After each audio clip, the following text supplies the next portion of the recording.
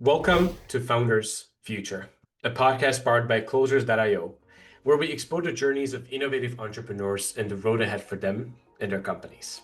I'm your host, Milan Kohut, and in each episode, we uncover the stories behind impactful ventures, the challenges faced, the lessons learned, and the strategies fueling future growth. Today, I'm absolutely thrilled to be joined by Katarina Polonska, a high-performance executive relationship coach and founder of the Successfully in Love method. Developed at the University of Oxford, she specializes in helping executives repair and improve their marriages and relationships without regret, drama, or risk. Katarina integrates deep self-connection and embodied cognition techniques to provide clarity, balance, and resilient well-being, enabling her clients to lead authentically both personally and professionally. With that being said, Katarina, let me officially welcome you to Founders Future.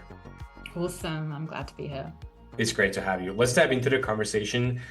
I always do a little bit of traveling back in time at the very beginning of the podcast. So let's do that as well. Before you even had this company, what were you doing before? And then eventually, what was the inspiration for starting the business? Yeah, I was in behavioral science before. So I was actually working for one of the biggest coaching companies in the world, a tech startup. And prior to that, I was working for a behavioral science consultancy. So I've been in this space for a while, really looking at executive well-being, performance development, all of these different high performance metrics. And what inspired me to start my own was I knew coaching was extremely beneficial. I'd kind of moved away from the group learning models. I didn't find them all that effective, though they can be. And I moved more and more into the realm of coaching, that one-on-one dynamic. And as I got a little bit tired of corporate life and decided to take a break, take a sabbatical, candidly, it was just, I didn't love it anymore. I didn't want to be responding to authority. I kind of wanted to have my own freedom and my own space, but I wasn't sure what I wanted to do. And so I figured I love coaching. I actually gained my first coaching certification in 2007. So I've been in that world for a long time, just on the sidelines. And I decided, you know what? I'm going to take more qualifications, do my ICF, and start to do this as a hobby. And that hobby really snowballed into a full-time business that has scaled 100% year on year. It's doing extremely well. I never thought I'd be in the realm of relationships.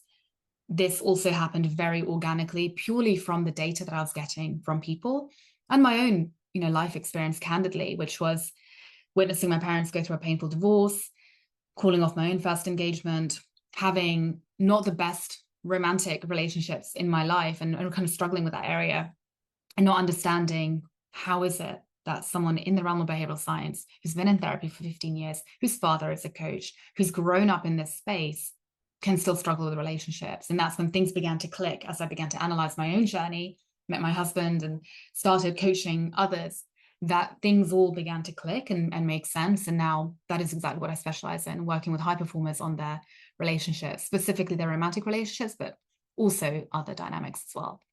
So you struggle as a lot of people do. So you can really relate to your clients and their journeys. 100%. Now, first of all, I always say this, but considering you spend quite a lot of time in the world of corporate, it takes guts to actually make that jump towards doing something on your own. So good for you for recognizing the opportunity. It seems like you really found yourself and built something amazing. So good for you.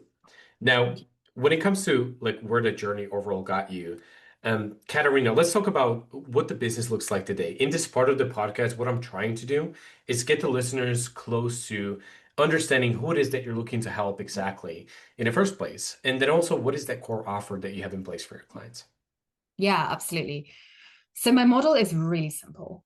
I specialize in the relationship space, that being the conduit to looking at other areas of life. So candidly, I do help clients with their money blocks, even with their health goals, with family dynamics. I even helped a client recently, triple his income by shifting gears and actually acquiring a business. So I work in different realms. It all begins with that relationship to yourself, though. And your romantic relationships are a great mirror to what's actually going on there, because that's really the starting point. It all starts with you. And I work in two main primary levels. I've got my group program. I have my one-on-one. Everybody who works with me gets my curriculum. So I have a body of work based on my methodology, the Success in Love method, which I've trademarked and have been rolling out for a number of years now. And that body of work is really a learning platform where I've plugged in all of my IP and I add to it all the time. So I'm doing a retreat in April. I will be filming that and adding it to the curriculum. All of the new learnings that I have, I just completed my breathwork certification, trauma-informed breathwork. So that's going to go to, I keep adding to it. And people get lifetime access because I believe in teaching my clients all the tools and tricks that I know to help them master their own mind and their own subconscious and their relationships. And so that's kind of the bread and butter. And then you have the option of working within the group context, which is fantastic for peer-led learning. You still get one-on-one coaching with me. You also get the benefit of other people's experiences. Or you can do my one-on-one, which is obviously a little bit more private and confidential. And same kind of dynamic. We can talk every day if you want, right? All my clients get unlimited access to me through whatever modality they prefer. We meet however frequently they want. And I guide them through that methodology and process, not necessarily in chronological order, based on what they need. And the final thing I'll say is I do retreats as well. So a couple of times a year, I bring my clients hand-selected. It's not for everyone. Out of maybe 60 clients, I'll bring in 16, depending on the energy, the vibe of the retreat and, who's coming in, really curating those connections. It's co-ed, so it's men and women, and they're great. They're really fun. Good. Now, I want to ask you this, though. When it comes to launching that group offer, this is a beautiful thing. A first aspect of having a group coaching offer is obviously it has been scientifically proven that when it comes to the learning phase, it helps to be surrounded by all of these people and seeing their inputs into the journey and, just knowing that there is a sense of belonging, seeing other people going pretty much through the same thing. So it can definitely help. But also, this is a very smart step in terms of looking at it from the lenses of business owner to have something a little bit more scalable where you can have a lot more impact on a lot of people at the same time, right? Now, a lot of people in your industry, but also other industries, they struggle in terms of launching this kind of offer for many different reasons. But what I'm curious is like, what was that realization point for you where you basically just said to yourself, like, okay, it's time, I need to make it happen? Yeah, great question. And candidly, I struggled probably in the first 6 months of even trying to kind of fill the group. And I still don't want to necessarily fill it in terms of it being a huge mass market entity. What inspired me was I was part of a group myself. So I was doing one-on-one. And that group was an evergreen program. And that's when I discovered the concept of evergreen learning and actually fell in love with it. I've never liked the idea of launching cohorts or launching. I find it stressful. I'm not a huge fan of kind of the marketing scarcity and pushes and trying to fill. I don't like any of that. I want my business to be radically simple, full of ease and grace. And I want to be able to, I kind of joke, print money and have my life and have my freedom and do good things with it, right? Because this is just one part of my vision. My longer term vision is actually to own an animal sanctuary and retreat center, and all of that's being driven towards that. So this can't take up my whole time. Right now it does. The evergreen model that I was in was a wonderful, again, learning platform. I joined that group. There were about 40 other coaches in different stages. And we were all moving through the curriculum at our own pace. But we had these weekly touch points and also a retreat to connect and to learn from each other at different stages. So you end up mentoring some people, you end up getting coached by others. I found that model so brilliant because it takes the pressure off me. It's evergreen. You can join at any time. It takes the pressure off the clients from having to keep up to a pace, right? They have a year to do this work, and that's that. Work on what's important to you. And so when I decided to create my own group, it was really on the back of that. It started with me taking the curriculum that I had with my clients, which at the time was very much, it was Google Sheets, it was like little Word documents. It was nothing formal. Investing to learning platform, recording the videos, translating everything into more of a robust system, having exercises, etc. Thinking of, what is the kind of the ethics of how the group is going to run, what platform do I want to use, and setting up the infrastructure. And then because the price point is lower, it actually added a really nice tool to my toolkit in terms of expanding my business.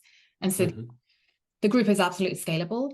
And as I continue to grow, that group is going to keep growing with me. And I'm still in two minds as to how big do I want that group to go. Is that group going to become maybe the VIP group? And then there'll be an even lower price point for an even bigger community. I'm not sure. I will see how that plays out. But it's the most scalable way of impacting people in a way that isn't asynchronous learning, which the studies show isn't effective, right? You need that kind of consolidated support to learn. 100% agreed. And also, like, looking at it from the lenses of running one-on-one offer, obviously there's only so many people that you can work with on a day-to-day basis till you get completely run out of your capacity, right? So having something like this, especially if it's evergreen, good job on that, by the way. A lot of people struggle creating that. So I would definitely agree with everything that you said. Also, when it comes to this, maybe just to build on top of what you already mentioned, what is it actually going to be that is going to determine whether this is going to be a huge group coaching offer, whether you're going to maybe have other coaches working with you, or like, what is that dependent on? Yeah, that's a great question. Really, the point where I'm at right now, because my time is full, right? My time is full. And, to what we talked about earlier, I'm at the place now where I am firing clients that aren't really aligned with the direction I want to go in and that aren't doing the work candidly, right? So in terms of how do I continue to scale, I've spoken to so many different coaches and theorists of, bringing other people. I don't know if I want to do that because I do love the coaching. I love the coaching. And I know that people love working with me. And when I've suggested bringing on someone else, I was met with a lot of resistance, right? A lot of resistance. So my hypothesis at this point is that I will outsource everything else in my business. I've just taken on an executive assistant to help me with the decision making, and he manages my VA team. So much that I was doing before is now off my plate, which is fantastic. And really, my time is spent on actually coaching and studying. I want to keep investing to my own growth and adding new qualifications and adding new tools to my toolkit and refining my methodology. So that's where my time is going right now. To your point, how will that scale over time? I can see there being a world where I'm doing less and less one-on-one. It becomes more and more exclusive. And perhaps I run 2 groups or 3 groups. And those groups are at different tiers and different price points with different seniority levels. And I do more speaking gigs, right? Because I had my kind of first large speaking gig to about 2,000 people where I actually walked through parts of my methodology. So it wasn't a traditional speaking gig, it was more of a training. And that was incredibly enriching because whilst I know that it's not the same level of change that they can get from that one-on-one work, it sets people off on their journey. It still has impact. So I'm playing with that idea as well of doing more of these kind of bigger speaking gigs to reach more people and help them. Yeah.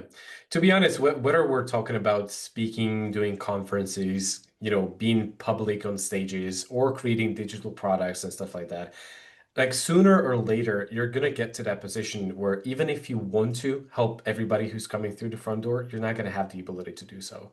So it's always gonna come down to basically you bumping up the price because obviously you've succeeded what you structuralized in the past and you're in a pretty good position to do it. So most likely, that's going to be the alternative. At least that's my guess. But obviously, there's a lot of stuff that you can do. Now, Katarina, obviously, there's not a lot of people who are able to build a business up to this point where they can confidently say, like, listen, my calendar is full and I need to do something about it, right? So obviously there is a lot of different activities that you took on the front of marketing, lead generation to even get in front of the right audience in the first place and make all of this happen. Mm-hmm. So I want to shine some light on that as well. So what is it that you do on the front of marketing and lead gen to make all of this happen? It's a great question you've asked because, I've scaled my business 100% year on year. Actually, this year it's going to be 150% since last year's growth. So it's like insane. And at the same time, other coaches look at me enviously, like, oh, how's she doing it? I'm pretty confident I'm going to exceed 1 million in next 2 years, easily, easily.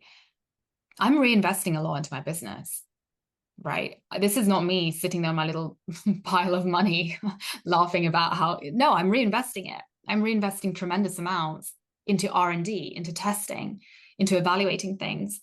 Last year I spent over 30,000 US dollars trying out Facebook ads. Didn't work. I think I made about $300. Like it literally didn't work. And it was such a good learning experience for me of, I've worked with 5 different coaches. I've tried all these different things. My audience is simply not on Facebook. And energetically, I very likely was blocking my own success because I realized I'm not a huge fan of Facebook ads. So there was something a little bit inauthentic there. And so that exercise was a really good learning curve. Same thing with the first YouTube channel that I launched. It didn't work very well, right? And I realized that the way I was showing up there felt inauthentic. It didn't feel good to me. And so again, energetically, I was very likely self-sabotaging on some level. So what I've learned in working with so many different coaches, so many different methodologies, testing, and being very loosely attached to the investment I'm making and the outcome, and treating everything as just a learning experience. I've said to myself, the first 7 years of my business is just pure R&D. And if I make a profit, fantastic. And that mindset has actually allowed me to make more profit than I could ever imagine. To the point, I'm like, oh, I should build an animal sanctuary. This is great. Mm-hmm. It's been this really scientific mindset of let me study myself and how I play out in these different marketing, sales endeavors and see how it works. And one huge takeaway that I've alluded to just now that I've found is that if it does not feel authentic, it rarely is going to work. And that might seem cliche and woo-woo, but there's logic to it, right? When I started out on TikTok, I didn't go viral. It wasn't scaling the way that my LinkedIn did. So when I drill down to why is that, I never had a LinkedIn coach in my life, but I had a TikTok coach. I've invested more money, arguably, into improving my TikTok than my LinkedIn. But why is my LinkedIn printing money for me with consistent inbound leads who are qualified and fantastic? And why is my TikTok not? I'm spending more time on TikTok. And what I realized was I just didn't like the platform. I wasn't spending time on it. I wasn't understanding it. It was just another marketing vehicle that I was, throwing money at trying to fix. But energetically, the way that I was showing up, the hooks, the six, it just didn't resonate with me. I'm a long form writer. I'm an academic, right? I love writing. That's what I do on LinkedIn. So I write from my heart, authentically, intellectually, and it works. On TikTok, when I'm showing up trying to be performative and trying to fit the, kind of the virality and then the marketing, it didn't work. So it's this leaning towards, let me play around and experiment with different systems and see which ones feel really authentic to me, see which ones actually light me up, see which ones actually feel easeful. And they are the ones that I'm going to double down on and refine to get that steady monthly recurring revenue and that cash flow. And then I'm going to start training myself with a little bit more resilience and grit to lean into the spaces that maybe I don't love. Like I'm still on TikTok, I'm still doing YouTube, right? It's just now I have a good kind of backlog of steady revenue that I can play in this area and not be freaking out. Because again, that energy is so important. And I think a lot of people who are trying to build a business come at it from this like very disconnected, disembodied place of, well, I got to do this. And I'm going to use ChatGPT to like, do automated AI commenting on LinkedIn. And it's all very inauthentic. It's all very, this is the cookie cutter way of building a business. I'm going to follow it and not even think about how I feel throughout it and then be pissed off that I'm not getting results. Well, you're not getting results because it's not authentic. And in a business like ours, if you're a coach or a service provider, you are the vessel. You are the vessel. It has to be authentic. So that's been one of the biggest learnings for me. And again, it's not to say that I don't do the things that I don't like, but I do have to have a solid foundation of the things that I love in order to have the capacity and the headspace and the energy and the openness to build my grit and resilience in things that I don't like and start shifting my relationship with those. Does that make sense? It makes a lot of sense. And I'm actually glad that I didn't interrupt you because as you were continuing talking, you basically answered all of my questions. This was very interesting. So I had several different questions for you just to make sure that I truly understand and the listeners understand what is the perspective on what's going to happen with those platforms next. And what is most beautiful for me to see about this situation is how it evolved over time. We do have like certain set of beliefs in terms of anything that we do, anything that we see, anything that we experience, right? So What you said about not really relating to certain platforms and certain methods of creating content, getting in the right places, communicating, that's something that a lot of people experience. But I also got to say that you have a very healthy perspective in terms of what to do in that kind of situation. Because to be honest, if we look at social media as a source of connecting with your audience in today's day and age, there's literally no kind of industry that you can confidently say my target audience or my ideal client is not here. How Yeah. come? So it is going to be genuinely a question of what is the best and like the path of least resistance to making it happen. So with you mentioning that, well, I think it's smart to just double down on what already works for me and Ah, just slowly find my way through, all those white spaces where I know that there is potential. That's beautiful. yeah. So I just hope that everybody was listening to what you said because I feel like that's a very healthy perspective to have, and that's exactly what you need to do in that position. And also, I'm gonna build on top of this if I can. It's gonna take me like 20 seconds, but a lot of times what we truly need to realize is that every platform is different. There is unique specifics when it comes to creating content, staying engaged on Facebook, Instagram, LinkedIn. It's a little bit different. So at the end of the day, it's going to be pretty much the same thing, but the way you position yourself and the way you communicate the message can be very different, right? So it's also maybe just refining that messaging behind what you do and looking for, okay, how do I actually feel about communicating this way? And then does it work? If Yeah. it doesn't work, then it doesn't really matter that you feel good about it. You need to find something else. So a lot of nuances here. I just wanted to build on top of it because you mentioned something very smart. So thank you for that. Well, In terms of building the business, obviously there is a ton of activities that you're already taking on a day-to-day basis. You've mentioned also hiring account executive who is working with your VAs. Now, when it comes to those teams, have you already also created like your internal teams for salespeople, marketing, operations, other departments as well? Or how is it looking on that front? my goal right now is to bring everything under one umbrella because what I was doing before for most of this year was that I had very siloed teams. I had my YouTube team, I had my TikTok people, I had my, well, LinkedIn again, like I said, I never really had anyone doing, but I did have someone helping me do a bit of research. Do you know what's working?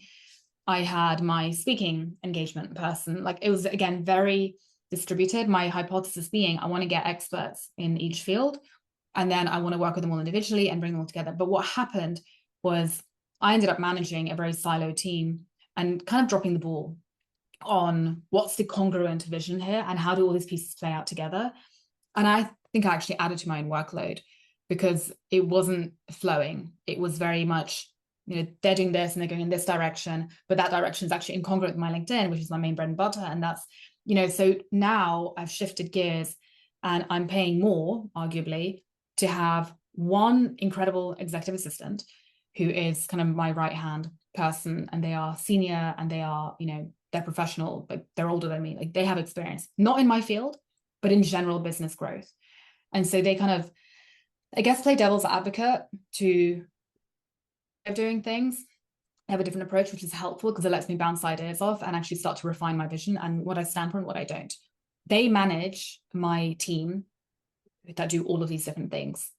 And that has been so much more helpful because I have one point of contact who is a senior intelligent person, and it's on them to manage the team, right? So it's still early days, but I'm finding it so much more easeful than me having to manage a lot of people. And that's also what's given me the clarity that I don't know how much I want to be managing 5, 10 other coaches who I'm then having to train up. And then, the area I work in relationships is so sensitive and so specific. And you need to be extremely well regulated. You need to have your own stability in your own relationships. You need to understand your own triggers and your own wounds and your own blocks. And I haven't found many people that candidly I trust with that role at this point. And so what that future looks like, I don't know. It could be that I just continue to do this. We'll see. I don't know if that Yeah, answers your question.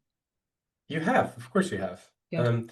And I also feel like, knowing that there's a bunch of people who choose different strategies, different structures within companies, and a different approach when it comes to building out teams. Also, I think it's definitely smarter to build it out internally and have somebody beside you, than just going for, dozens of outside external kind of deals. It's just about control, though, right? So I would definitely agree with also having somebody as experienced as this person. You could just lay out the vision, have somebody who's actually close to you, speak about whatever kind of ideas you guys want to bounce off of each other, and then just make sure that fulfillment actually works. Yeah. Obviously, you as a business owner constantly need to step into the process from time to time, but it's good to know that somebody else is taking those responsibilities away. Now, when it comes to the future of the company, we sort of touched on this already, and I think that we all have a pretty good idea of what's going to happen though. But just thinking about short-term goals and really what's going to happen in the next 12 months, Mhm. what would you say are the biggest goals, targets, revenue, milestones, whatever comes to your mind? Ah, well, as I get into 2026, I want to keep doubling my business year on year. It's now getting scary because I have no idea how I'm going to do it. Like literally, I have no idea.